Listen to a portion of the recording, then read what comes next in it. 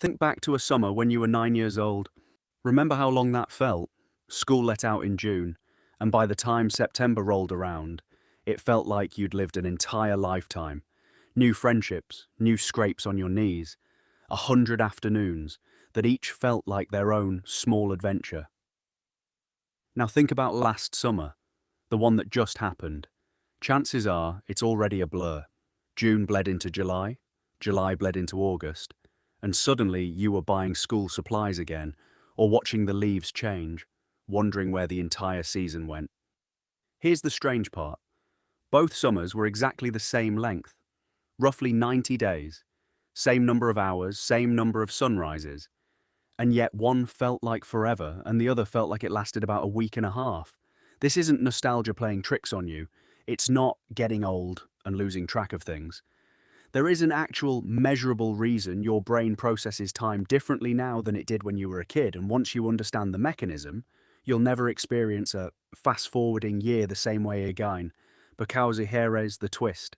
This isn't really about time at all. It's about how much new information your brain has to process, and that changes everything about how you should be living your next decade. Let's get into it. The first explanation is the one you've probably heard before, even if you didn't know it had a name. It's called the proportional theory of time perception, and it goes back to a French philosopher named Paul Janet in the 1890s. Janet's idea was mathematical, almost brutally simple. The way you experience the length of a period of time is proportional to how much of your life it represents. Here's what that means in practice. When you were 5 years old, 1 year was 20% of your entire existence. It was enormous. It contained a fifth of everything you had ever known. But when you turn 50, that same 12 months is now just 2% of your life. Same 365 days on the calendar, completely different weight when your brain measures it against everything that came before. Do the math for a 10-year-old versus a 50-year-old, and the numbers get almost absurd. For the 10-year-old, 1 year is 10% of their life story. For the 50-year-old, that identical year is 1/50th. Relative to everything they've already lived through, it barely registers. This is why, if you ask most people to describe their childhood, they'll talk for 20 minutes about a single summer. Ask them to describe their 30s, and they'll often struggle to separate 1 year from the next. Not because their 30s were boring, but because each individual year simply takes up less proportional real estate in the total timeline of their life. It's an elegant idea, mathematically clean. And for over a century, it was the leading explanation. But here's the problem. It doesn't actually hold up to scrutiny. Because if proportional theory were the whole story, time should feel like it's speeding up at a smooth, predictable, ever-decreasing rate. Every year should feel just slightly faster than the one before, in a neat mathematical curve. That's not what people report. Instead, people describe certain stretches of adulthood, often the mid-20s through the 40s, as an outright blur, while other periods, even later in life, suddenly slow back down. A move to a new country, a new relationship, a serious illness. People in their 60s and 70s going through a major life transition will often describe that period as feeling longer, not shorter, despite representing an even smaller fraction of their total lifespan. Proportional theory can't explain that. So researchers went looking for what actually drives the sensation moment to moment, and what they found had almost nothing to do with math and everything to do with memory. This is where the real answer lives, and it comes from how your brain actually creates the feeling of time passing, which, and this is important, is not the same as clocks measuring time passing. Your brain doesn't have a built-in stopwatch. There's no internal clock ticking away that you can consult.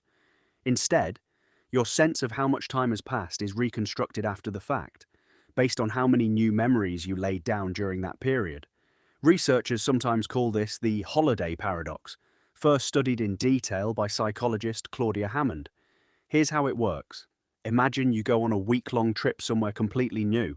Every day is packed with unfamiliar streets, new food, new faces, new sounds. While you're living through it, the days can feel like they're dragging because you're constantly absorbing and encoding new information, and that takes cognitive effort. But then you get home, and a strange reversal happens. Looking back, that week feels like it lasted far longer than a normal week at home. Why? Because your brain didn't store it as one continuous block. It stored it as dozens of distinct, richly detailed memories. The strange breakfast, the wrong turn down an alley, the conversation with a stranger at the market. When you look back, your brain essentially counts up the memory files, and more files equals more perceived time. Now flip it around. Think about a stretch of ordinary adult life. Commuting the same route, sitting through the same meetings, eating the same lunch at the same desk. Your brain is on autopilot. It's not encoding new detailed memories because biologically, there's no need to. You already know this pattern. So instead of 100 rich, distinct memories, that entire month might compress down into one or two generic memory templates. Later, when you try to look back on it, there's almost nothing there to look back at. And so it feels like the month evaporated. This is the actual mechanism. It's not that time sped up. It's that your brain simply didn't bother writing very much down. And this explains something proportional theory couldn't. Why childhood felt so expansive. As a kid, almost everything is new. You are encountering novel information constantly. New words, new physical skills, new social rules, new places. Your brain is working overtime just to build a basic model of how the world functions. Every day is stuffed with genuinely new data, so every day gets recorded in high resolution. Multiply that across a whole summer, and you get a memory so dense it feels, in retrospect, like it lasted forever. Adulthood, by contrast, is optimized for efficiency. Your brain has already built its model of the world. It knows how mornings work, how conversations go, how the commute unfolds. And because prediction is cheaper than perception, because it takes less energy to run on autopilot than to consciously process every detail, your brain quietly starts skipping the recording process for anything that matches a pattern it already recognizes. There's a neurological piece to this too. Novel experiences trigger a spike in a brain chemical called dopamine, which is closely tied to how strongly memories get encoded in the hippocampus. Novelty doesn't just feel more interesting, it is quite literally laid down into long-term memory with more density and more vividness.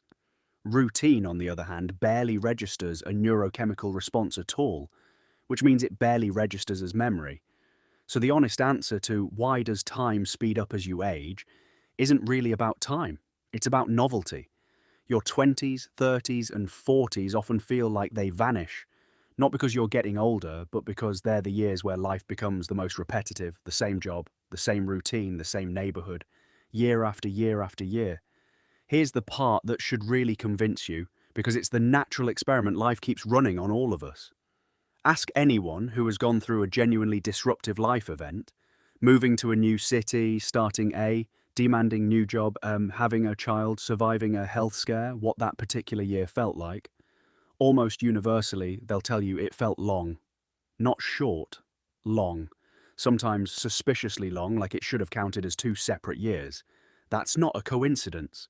And it's not really about stress or emotional intensity either, even though those things often come along for the ride. It's about novelty density. A move to a new city forces your brain to relearn everything. New streets, new routines, new faces, new rules for how to get through a normal day. Having a child means every single week for the first year involves something your brain has never processed before. All of that gets encoded in vivid, high-resolution memory, and vivid, high-resolution memory is what your brain later interprets as a long stretch of time. This is also why your entire 20-year career can sometimes feel shorter, in retrospect, than the first 6 months of a brand new job. The new job forces constant learning. The 20-year career, once you've mastered it, runs largely on autopilot. There's actual research behind this pattern.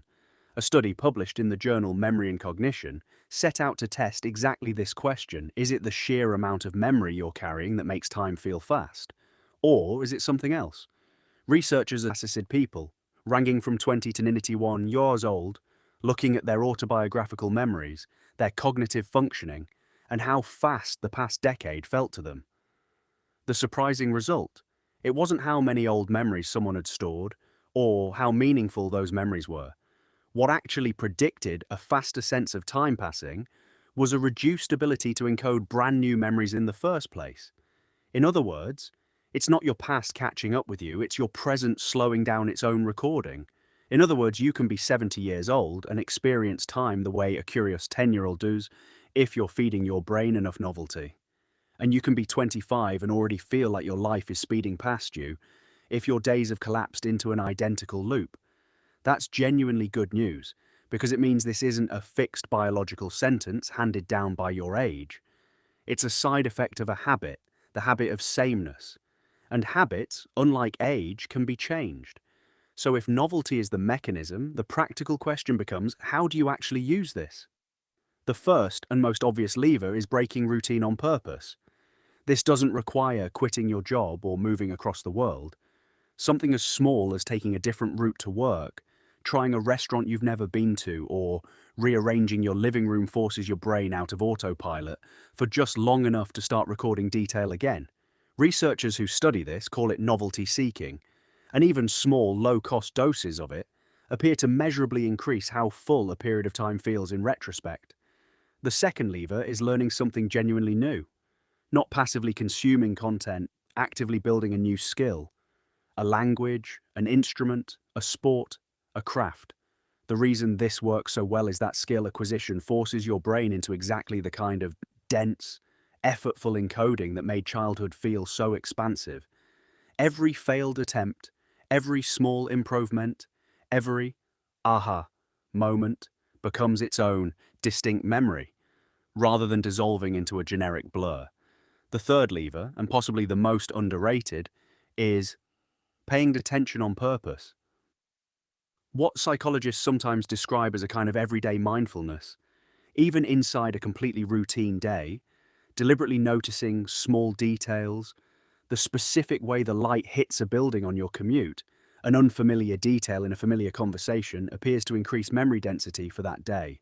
You're essentially tricking your brain into treating an ordinary moment as if it were novel, simply by looking at it more closely.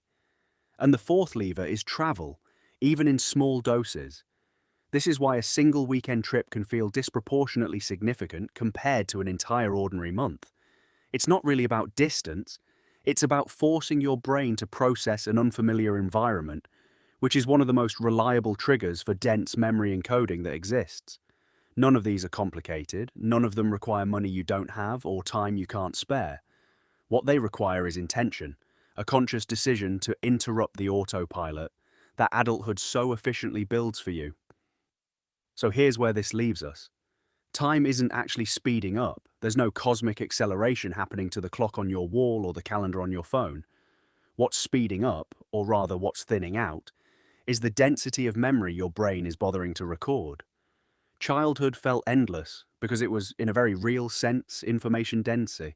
Every day was new, so every day left a mark, and adulthood often feels like it's evaporating because, without anyone deciding it on purpose, most of us build lives optimized for predictability.